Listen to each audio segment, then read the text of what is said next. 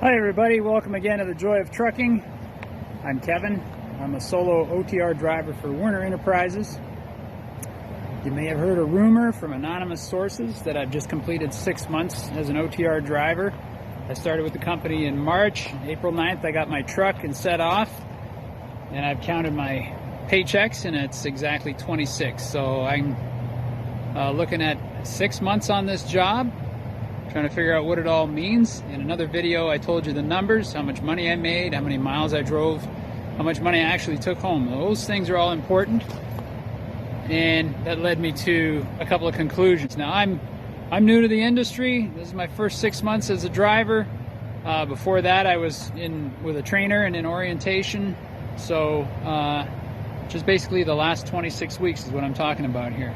If you watch the other video, you'll notice that I said I have 70,000 odometer miles over those 6 months, but I only got paid for 61,000 of those miles. So how did that happen? Well, first of all, my home requests have eaten up a lot of unpaid miles. When we started out, we learned that you could ask for your home request wherever you want, and they'll try and get you close with a load, and within a day or so of your requested home time. That hasn't happened very much. It's usually been the day after, or even once 3 days after.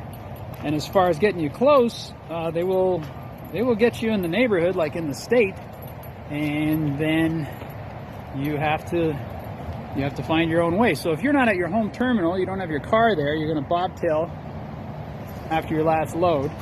And there have been quite a few times where we've wound up, in the same state, and a few hours left on the clock, we're hoping they'll find us another load that will bring us closer to our home destination, and then you get a message saying, off you go, enjoy your home time. Wow, I've driven like 300 miles to get to my home time location.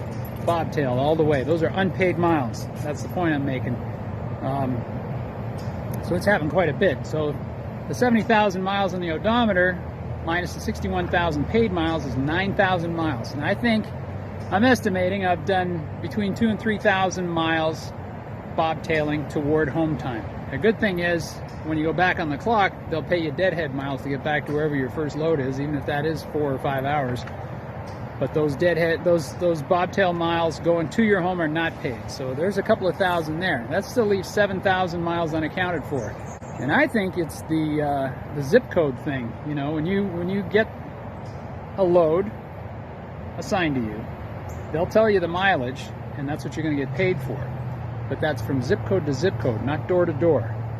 And sometimes there's quite a difference. Like here's your load. You're going from point A to point B, and we're going to pay you 650 miles to get it there. And then you punch it in on your navigation, and the navigation says, well, that's like 700 miles actually. That's what you're really going to drive. If you stick to their plan, maybe you can find a shortcut. Maybe you'll take a longer route because of weather or traffic or something, but 650 is all you're getting.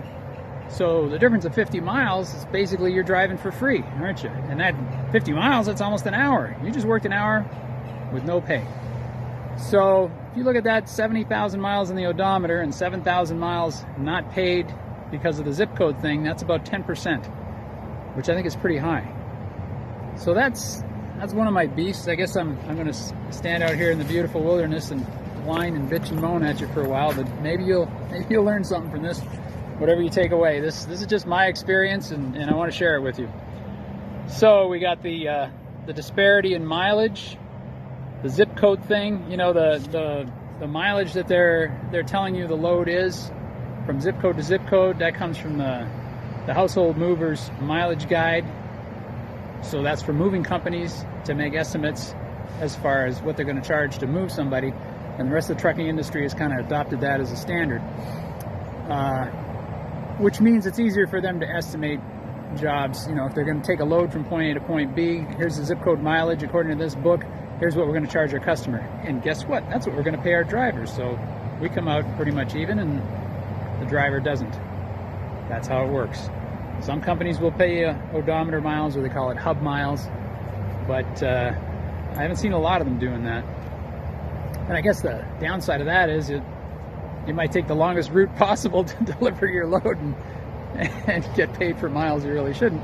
Maybe that's how they see it, but as far as I can see, you know, if you're wasting time driving in circles, that's really not helping you that much in the long run.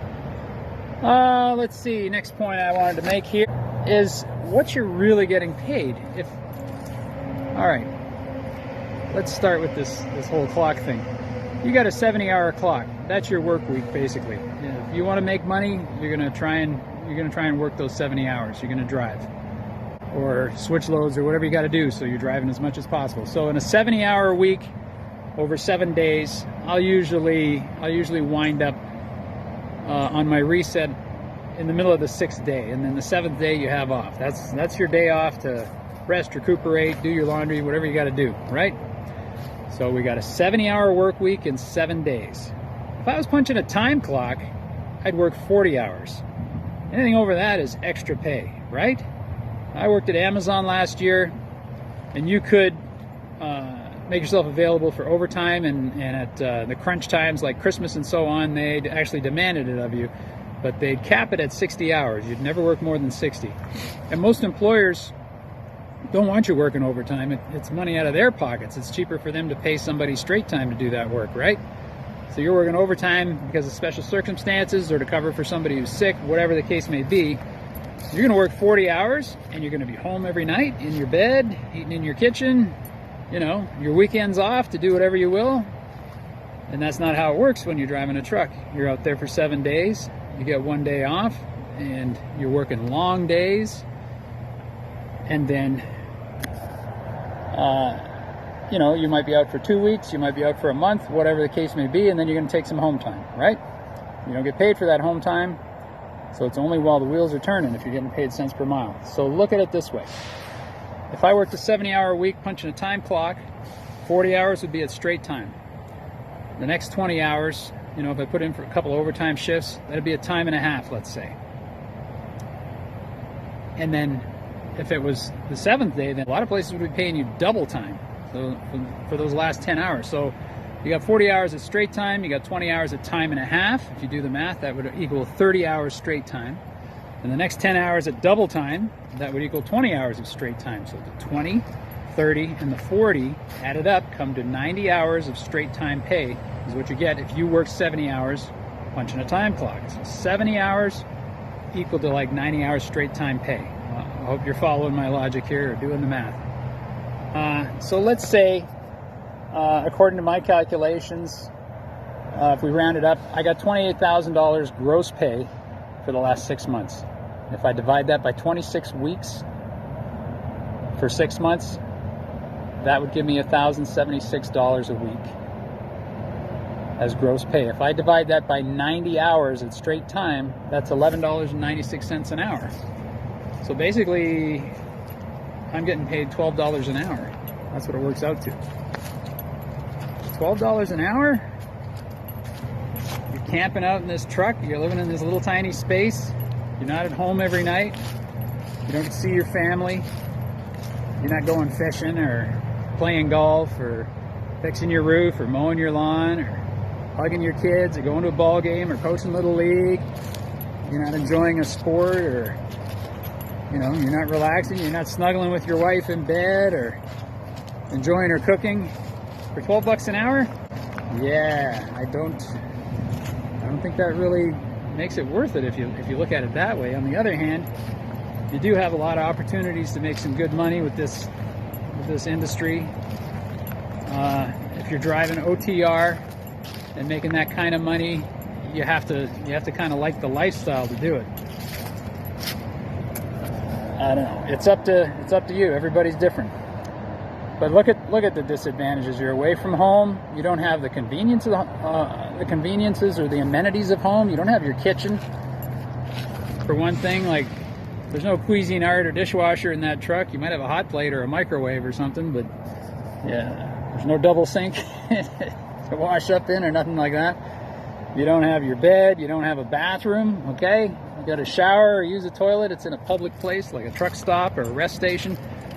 Maybe at a shipper or receivers, if they let you. A lot of places don't now with COVID. They won't let you in the building to use the bathroom. You step in the door and you're in a cage. They hand you the paperwork and you're gone. Sometimes not even that. Yeah, other things. you know, I'm looking at this shag pay or breakdown pay. Let's say you do a shag run. That's where, you know, as an OTR driver, you're doing like hundreds of miles a day, you're traveling long distances, you're getting paid cents per mile. And then you pull into place, drop your load, you get a message saying, oh, I got this next load for you. I want you to drive 10 miles, pick up a load, drive it over there 20 miles and drop it off. All right, what are you getting out of that? That's 30 miles, even at 50 cents a mile, that's 15 bucks. Let's say that took you 3 hours. That's $5 an hour. Okay, now they're gonna give you shag pay because you did them a big favor getting this little load out of the way so some day cab didn't have to do it. They're gonna give you another 20 bucks. All right, that's 35 bucks for 3 hours of work. So now I'm still like 11, 12 bucks an hour. Does that make it worth it? I think they're throwing you a bone. Look at this breakdown pay or detention pay. If I'm stuck someplace getting my truck repaired at a dealership or at a terminal or on the side of the road waiting for some guy to come and change a tire or something like that, I'm down all day, they give me 75 bucks. Well, if I was driving, let's say I drove 500 miles, you know, at 50 cents a mile, that's going to be 250 bucks. So I can make anywhere between 200 and 250 bucks for that day, and you're going to give me 75 bucks because I wasn't moving. So yeah, I'm not being productive with that day. That's not my fault. I am far from home. I am not with my family. I'm not in my house. I'm sitting out here somewhere waiting for somebody to fix the truck, and you're going to give me 75 bucks. So I didn't make you any money that day, but you know, that's not my fault either. I'm out here doing this for you. All right, that's enough bitching and moaning, I guess, for now. I don't want to make it all sound too bad, so I'm going to turn the page in my book here and point out some of the good things about driving OTR for the last 6 months. So that's the hard, ugly truth about your first 6 months as an OTR driver. But join us in the next video when Kevin will discuss all the good things. All right, so thanks for watching. If you got some value from this video, please do give it a thumbs up. Remember, you can put comments and questions below. And please do hit that subscribe button and the notification bell if you want to keep coming along with us, discovering the roads of America and learning about trucking. And with that, we wish you a good day. With love, from Kevin and Tanya. Bye.